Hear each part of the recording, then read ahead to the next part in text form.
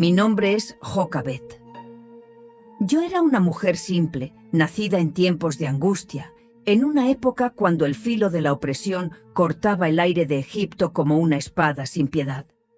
La tierra de Egipto estaba cubierta por un manto de sombras y desolación.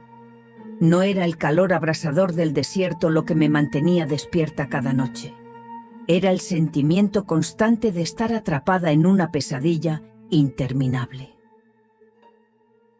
En la fría oscuridad de mi casa en la región de Gosén, donde las estrellas apenas se asomaban a través de la cortina de nubes de tormenta, mi mente se sumía en temores que parecían hechos de humo y susurros.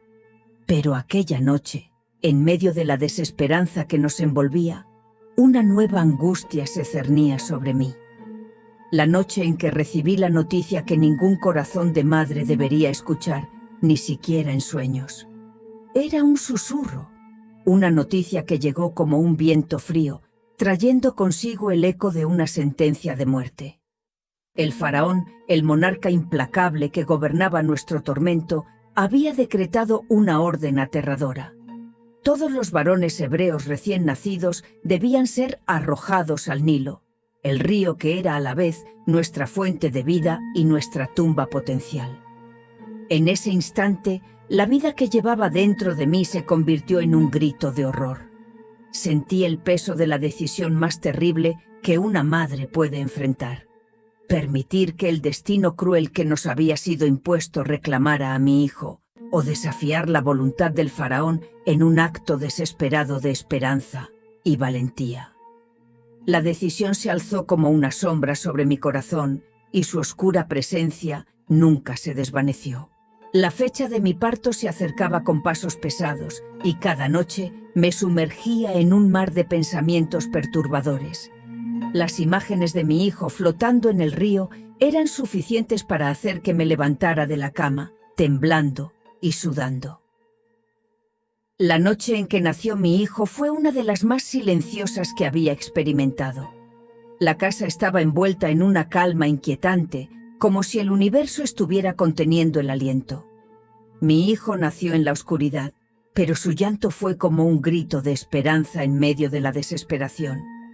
Su primer aliento de vida fue un desafío al decreto mortal que se cernía sobre nosotros. En el resplandor tenue de las lámparas vi su rostro, redondo y perfecto, y sentí una oleada de amor y terror que me ahogó.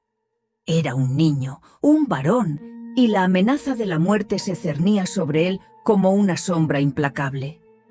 Con cada día que pasaba, la amenaza se acercaba más. La noticia del decreto del faraón se había esparcido como un veneno, y cada vez era más difícil encontrar un refugio seguro. Mi corazón estaba atrapado entre el amor y el miedo, el deseo de proteger a mi hijo y la desesperación de saber que la opresión egipcia no mostraba signos de debilidad. Finalmente, la decisión que había temido llegó.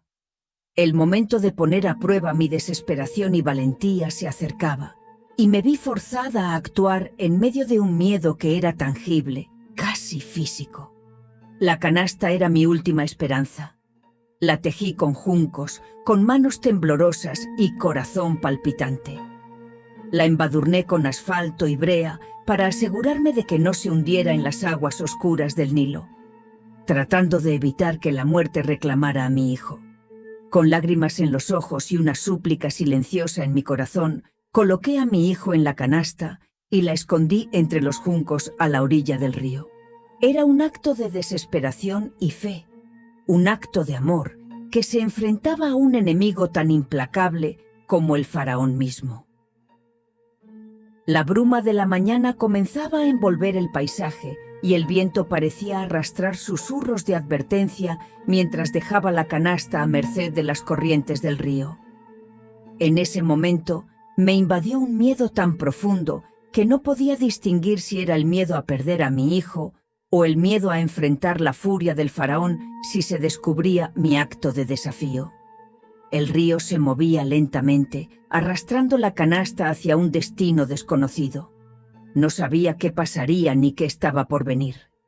Pero en esa misma oscuridad La providencia se movía con una mano que parecía estar a punto de intervenir en el juego cruel de la vida y la muerte.